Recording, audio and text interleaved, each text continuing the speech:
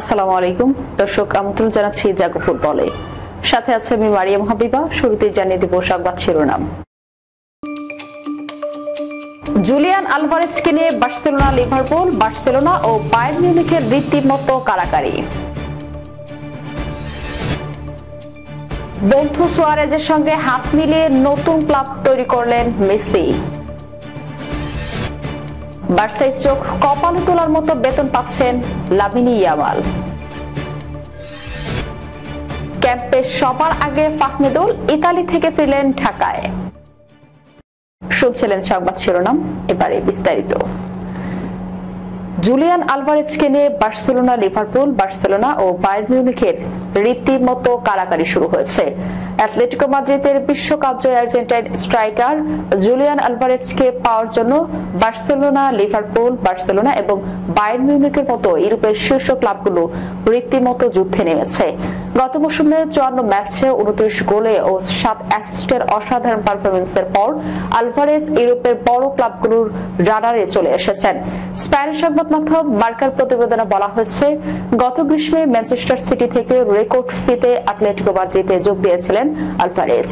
স্পেনীয় ক্লাবে তার প্রথম মৌসুমে ছিল চমকপ্রদ। সব মিলিয়ে 54 ম্যাচে 29 গোল ও 7 অ্যাসিস্টের অবদান রেখেছে আর্জেন্টাইন এই স্ট্রাইকার।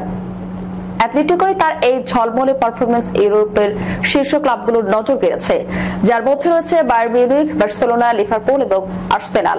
তবে সব ক্লাবগুলোর মধ্যে আর্সেনাল আলভারেজকে পাওয়ার জন্য সবচেয়ে জোরালো চেষ্টা চালাচ্ছে। আর্সেনাল কোচ মিকেল আর্তেতা শক্তিশালী স্ট্রাইকার চাইছেন।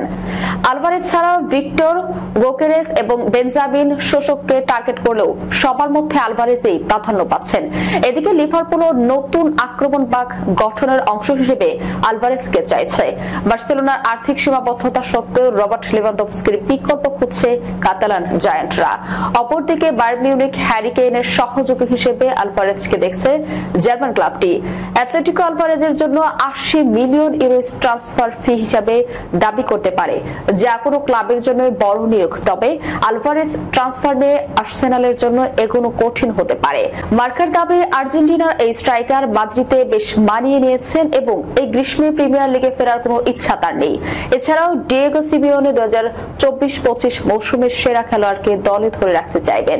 বিশেষত বিশ্বকাপ জয়ী এই ফরওয়ার্ডকে কেন্দ্র করে আরো শক্তিশালী দল গঠনের লক্ষ্য নিয়ে অ্যাটলেটিকো নতুন সাইনিং করার পরিকল্পনা করছে। বার্সেলোনায় নিজেদের ও ক্লাবের সোনালী সময়টা একসঙ্গে কাটিয়েছেন লিওনেল মেসি ও লুইস সুয়ারেজ। স্প্যানিশ জায়ান্টদের পাট চুকিয়ে কালের পরিক্রিয়ায় দুজন এখন ফের সতীর্থ খেলছেন আমেরিকান মেজর লিগ সকারের ক্লাব ইন্টার মায়ামিতে। এবার এই দুই বন্ধু মিলে সুয়ারেজের দেশ উরুগুয়েতে নতুন ফুটবল ক্লাব খুলছেন, যা দেশটির চতুর্থ স্তরের প্রতিযোগিতা নিয়ে যাত্রা শুরু করবে। মঙ্গলবার এক ভিডিও বার্তায় এই তথ্য জানান আর্জেন্টিনার উরুগুয়ের এই দুই মহাতারকা। মেসি সুয়ারেজের ক্লাবটির নাম দেপোর্তিভো এমএলএস। ক্লাবটির পুরনো নাম ছিল দেপোর্তিভো এলএস। 2018-তে সুয়ারেজের নিজ দেশের সিউদাদ দে লা কোস্তা শহরে এর প্রতিষ্ঠাতা করেন। তার লক্ষ্য ছিল স্থানীয় প্রতিভা তুলে আনা এবং সমাজের অবদান রাখা। মঙ্গলবার প্রকাশিত সেই ভিডিও বার্তায় নতুন নামকরণের কথা জানান 38 বছর বয়সী সুয়ারেজ, যেখানে এম এসেছে আর্জেন্টিনার অধিনায়ক মেসি নামের প্রতি সম্মান জানিয়ে। সুয়ারেজ বলেন, দেপোর্তিভো এমএলএস ছিল আমাদের পরিবর্তনের স্বপ্ন, যা শুরু হয় 2018-তে। আমাদের এখন 3000-এর বেশি সদস্য ও উন্নত অবকাঠামো রয়েছে। এই কারণে ক্লাবটিকে যুব ও পেশাদার দুই স্তরে উরুগুয়ের ফুটবল অ্যাসোসিয়েশনের কাঠামোতে আছে। তিনি যোগ করেন, এই প্রকল্প ফুটবলের প্রতি আমাদের দৃষ্টিভঙ্গি ভাগ করে নেওয়ার সেরা জায়গা। তাই আমার বন্ধু মেসিকে এই পেশাদার প্রকল্পে যুক্ত হতে আমন্ত্রণ জানিয়েছি।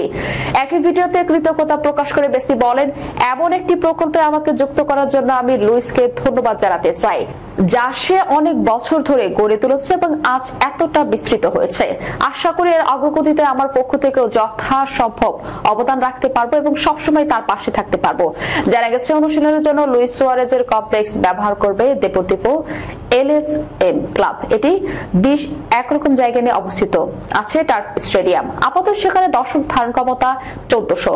এছাড়া রয়েছে 7 সাইড পিচ ও 620 দর্শকের জন্য আলাদা কক্ষ। মেসি ও সুয়ারেজের বন্ধুত্বের শুরুটা বার্সেলোনায়। 2014 থেকে 2020 পর্যন্ত মাঠে ও মাঠের বাইরে গড়ে তোলেন অসাধারণ এক জুটি। 6 বছরে দুজন একসঙ্গে জিতেছেন 13টি বড় শিরোপা, যার মধ্যে রয়েছে একটি চ্যাম্পিয়ন্স লিগ, 4টি লা লিগা ও 4টি কোপা দেল রে। 17 বছর বয়সে বার্সেলোনার অন্যতম গুরুত্বপূর্ণ খেলোয়াড় হয়ে উঠেছেন লামিনে ইয়ামাল।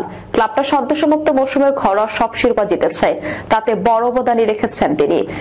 তাকে নতুন চুক্তি দিয়েছে কাতালান ক্লাবটি।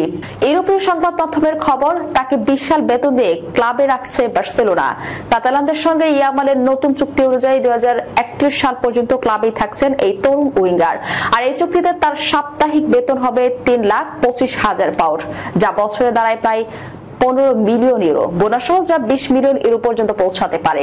বেন স্পোর্টস জানিয়েছে ইয়ামালের নতুন চুক্তি তাকে বার্সেলোনার শীর্ষ উপার্জনকারী খেলোয়াড়দের কাতারে নিয়ে গেছে। এই তরুণ ফুটবলারদের বর্তমান যুগে এমন বেতন আয় করার নজির নেই আর একটিও। শুধু বেতনই নয়, ইয়ামালের চুক্তিতে রয়েছে 1 বিলিয়ন ইউরো রিলিজ ক্লজ, যা প্রায় 1.1 বিলিয়ন মার্কিন ডলারের সমান।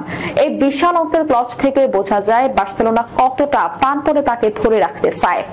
এই মৌসুমে ইয়ামাল হ্যান্সি ফ্লিকের দলকে লা লিগা এবং কোপা দেল রে জিততে বড় ভূমিকা রেখেছেন। সব প্রতিযোগিতা মিলিয়ে তিনি 18টি গোল করেছেন এবং 25টি অ্যাসিস্ট করেছেন। এই পারফরম্যান্সের পর বার্সা চায় ইয়ামালই ভবিষ্যৎ দলকে নেতৃত্ব দিক। এমনকি আনসু ফাতি ক্লাব ছাড়লে তাকে দেওয়া হতে পারে বিখ্যাত 10 নম্বর জার্সি, যা একসময় পরতেন রোনালদিনহো এবং লিওনেল মেসি। এই সিদ্ধান্ত ক্লাবের পক্ষ থেকে ইয়ামালের প্রতি আস্থার বড় প্রমাণ। তিনি কেবল মাঠেই নয়, ক্লাবের ভবিষ্যতের পরিকল্পনাও এখন মূল খেলোয়াড় হয়ে উঠেছেন।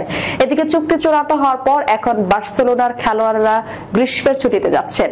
2025-26 মৌসুম শিরোপা ধরে রাখাই হবে তাদের প্রধান লক্ষ্য। বাংলাদেশ জাতীয় ফুটবল দলের আসন্ন ভুটানের বিপক্ষে প্রীতি ম্যাচ এবং সিঙ্গাপুরের বিপক্ষে এশিয়ান কাপ বাছাই পর্বের ম্যাচ সামনে রেখে শুরু হতে যাচ্ছে জাতীয় দলের ক্যাম্প। এই ক্যাম্পে সবার আগে যোগ দিয়েছেন ইতালি প্রবাসী তরুণ ফুটবলার ফাহমিদুল ইসলাম। বুধবার সকালে রোম থেকে ঢাকায় পৌঁছান 18 বছর বয়সী এই উইঙ্গার। বাংলাদেশ সময় সকাল 9টার দিকে হযরত শাহজালাল আন্তর্জাতিক বিমানবন্দরে অবতরণ করেন তিনি। বিমানবন্দরে তাকে স্বাগত জানাতে জড়ো হয়েছিলেন বাংলাদেশি ফুটবল সমর্থকদের উৎসাহী গ্রুপ বাংলাদেশ ফুটবল আলট্রাস। ফাহমিদুলের প্রতি ভালোবাসা ও প্রত্যাশার প্রতিচ্ছবি ছিল তাদের কণ্ঠে। Welcome back Fahmidul. Olbia Calcio ক্লাবের এই উইঙ্গার বিমানবন্দর থেকে সরাসরি গাড়িতে উঠে পড়েন এবং গণমাধ্যমের প্রশ্ন এড়িয়ে যান তিনি। আগামী কিছুদিনের মধ্যে জাতীয় দলে যোগ দেওয়ার কথা রয়েছে আরো 2 প্রবাসী ফুটবলারের, হামজা চৌধুরী এবং শামিদ সোমো। এর আগেও চলতি বছরে বাড়ছে ভারতের বিপক্ষে ম্যাচের আগে সৌদি আরবের ক্যাম্পে ফাহমিদুলকে ডেকেছিলেন কোচ, কিন্তু পরে আবার নিজেই তাকে বাদ দিয়ে ইতালি পাঠিয়ে দেন। সেই বিতর্কিত সিদ্ধান্তে ভীষণ ক্ষুব্ধ হয়েছিল ফুটবল প্রেমীরা।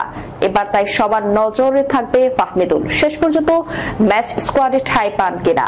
উল্লেখ্য, জাতীয় দলের চূড়ান্ত স্কোয়াডে আজ বুধবার ঘোষণা হওয়ার কথা এবং পরদিন থেকে শুরু হবে আনুষ্ঠানিক অনুশীলন। দর্শক, যাবার আগে শিরোনামগুলো জানিয়ে দেব আরো একবার।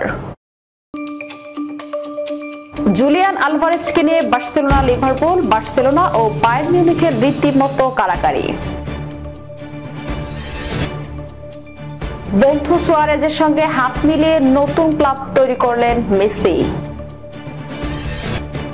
বার্সায় চোখ কপালে তোলার মতো বেতন পাচ্ছেন লামিনে ইয়ামাল। ক্যাম্পে সবার আগে ফাহমিদুল ইতালি থেকে ফিরলেন ঢাকায়। এ ছিল এখনকার মতো। পরবর্তী সংবাদ দেখার আমন্ত্রণ রইল। ধন্যবাদ সবাইকে। আল্লাহ হাফেজ।